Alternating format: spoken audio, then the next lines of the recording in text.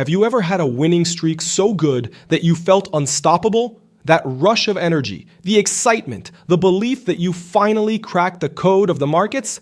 And then, the crash. One more trade, one more bet, and suddenly, everything you made is gone, or worse. That's not bad luck. That's greed and euphoria taking control. And if you don't recognize it, overtrading will destroy not just your profits, but your confidence. In this module, we're going to face one of the most dangerous forces in trading, greed. We'll break down how euphoria after a winning streak can fool you into chasing trades that don't even exist. We'll look at why overtrading feels exciting in the moment, but quietly destroys your account in the long run. And most important, I'll give you simple tools to spot these traps before they take control, so you can protect your profits and keep your edge. Let's start with a powerful emotion that can destroy traders, euphoria. Euphoria shows up after a few wins in a row. Suddenly you feel untouchable. You start believing you see the market more clearly than ever. You feel like you finally cracked the code. But here's the trap. That feeling doesn't come from better skills. It comes from chemicals in your brain. And when you're euphoric, risk disappears from your radar. You add more size because this one looks even better. You skip the checklist because I already know. You move your stop because it'll turn around. That's the illusion of control. The market hasn't changed. What changed was you. After a few winning trades in a row, many traders start to feel invincible. But that feeling can be a dangerous trap. Let's hear how David Paul explains what happens in your brain at that moment. If you've got 100,000 rand in your account, you should not risk any more than 1 to 2% of that in any one trade. And that will keep you alive. But there's a big problem, because we have runs of good ones and runs of bad ones. Now, between your ears, there's a thing called the pituitary gland. And that pituitary gland pumps out muti, that pumps out all sorts of hormones into your bloodstream. And those hormones are actually responsible for every emotional state that you have. When you have one good trade, 2 good trades, 3 good trades, the pituitary gland is hard at work, okay? And it's pumping this muti into your bloodstream. And you change completely. What happens is that after a series of winning trades, we become euphoric. And if you look in the Oxford Dictionary, the definition of euphoria is invincible. So just be careful about euphoria. Euphoria may feel like a reward for doing well, but in reality, it's often the first step toward overtrading and losing control. Let's explore how that impacts your consistency over time. Now, let's connect this to overtrading. Overtrading is what happens when you keep clicking even though your system isn't giving you a signal. It's that feeling of, I don't want to miss the next move. So you jump in again and again until the chart becomes a slot machine. Sometimes it shows up as revenge trading. You're angry after a loss and you want it back fast. Sometimes it shows up as chasing. You're excited after a win and you want more. Different emotions, same result. You're trading outside your plan. Think about it for a second. How many times have you told yourself, just one more trade, and that one more trade erased the progress of the whole day? Now, some traders ask, is greed the same as euphoria? Not exactly. They're related, but they're not the same. Greed is the hunger. It's that inner voice saying, don't stop now. One more trade, one more win. It pushes you to stretch beyond your rules.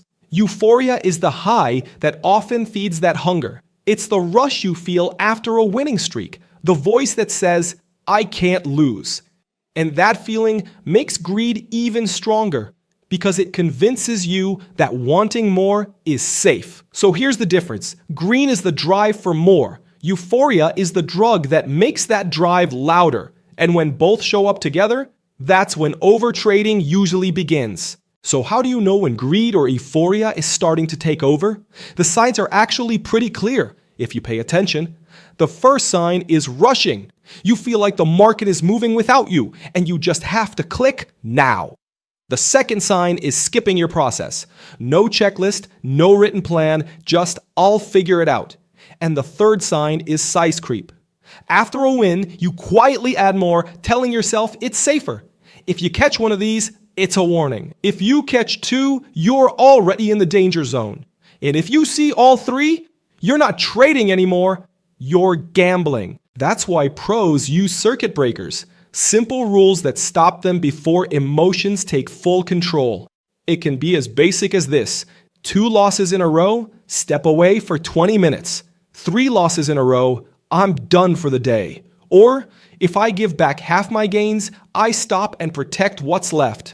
These rules may sound simple, but they save accounts. Because the truth is, traders rarely blow up from a single bad trade. They blow up from a chain reaction: greed, euphoria, and overtrading stacked together. So how do we fight back against greed and euphoria? The truth is, you can't erase them. Winning will always feel good. That rush of energy will always be there. But you can manage it. And with the right tools, you can stop it from turning into overtrading. The first tool is simple. Set a daily trade limit. Before you even start the session, decide how many trades you'll take. 3, 5, whatever fits your style. And once you hit that number, you stop. No, just one more. Second, create a give back rule. Decide in advance how much of your profits you're willing to risk giving back in one day. Maybe 30%, maybe 40%. If you hit that line, you close the platform. That way, a great morning doesn't turn into a disaster afternoon. Third, use a cooldown after a win. When you close a profitable trade, wait. 1 candle, 2 minutes, even a short walk. Don't let the high trick you into jumping right back in. Let the market prove there's another real setup. Fourth, lock your position size. After a big win, don't increase your size just because you feel confident. Keep it the same for the next few trades. Consistency in size protects you from what I call victory over confidence. And finally, journal the urges, not just entries and exits. Write down the exact moments you felt the itch to click again. Over time, you'll see the pattern. You'll know what triggers your overtrading. And once you see it, you can disarm it. Greed and euphoria will always show up. But with these guardrails, you stop them from running the show. You keep control, and your edge stays where it belongs, in discipline, not in emotion. And now, here's your exercise for this week. I want you to set 2 guardrails and follow them for 5 trading sessions. First guardrail, a maximum number of trades per day. Pick a number that feels realistic. Maybe 3, maybe 5. But once you hit that number, you're done. Second guardrail, a give back limit. Decide how much of your daily profit you're willing to risk giving back. For example, no more than 30 or 40%.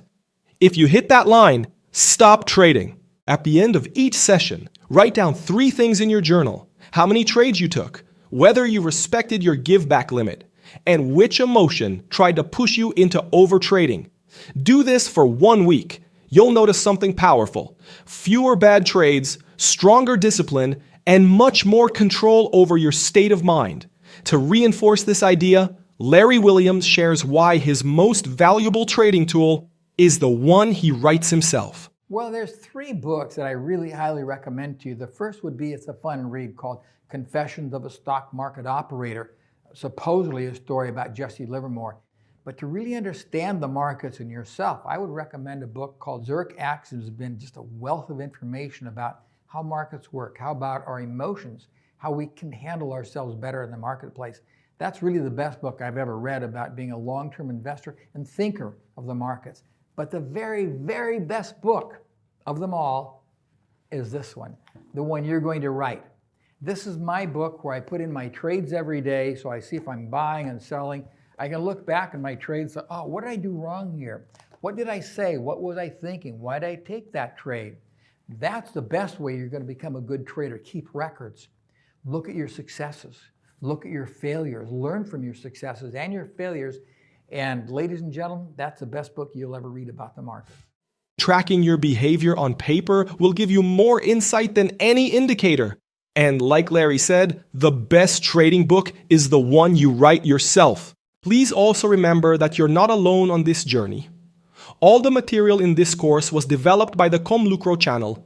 built on thousands of hours of trading experience and enriched with knowledge from books, lectures, and videos you can also find here on our channel. I invite you to explore our other courses and learn from the insights of world-class traders and coaches like David Paul, Alexander Elder, Tom Hugard, Mark Douglas, Al Brooks, Larry Williams, and many others we study and share here. And in the next module, we'll go even deeper to help you understand trading decisions and how to align your mind so it works for you, not against you. I hope you enjoyed today's video. If you found the content helpful or engaging, please give it a like, as this helps the video reach more traders like you. And don't forget to subscribe to the channel and turn on notifications so you never miss our latest insights on the markets and practical trading strategies. Sharing this video with your friends or on your social networks can make a big difference and helps our community become stronger. Now, if you want to go even deeper and get access to exclusive content, early video releases, and extra tools to support your journey, consider becoming a member of the ComLucro Trader community right here on YouTube. It's a way to support our work and a smart investment in your own development. Thanks for watching, and I'll see you in the next video.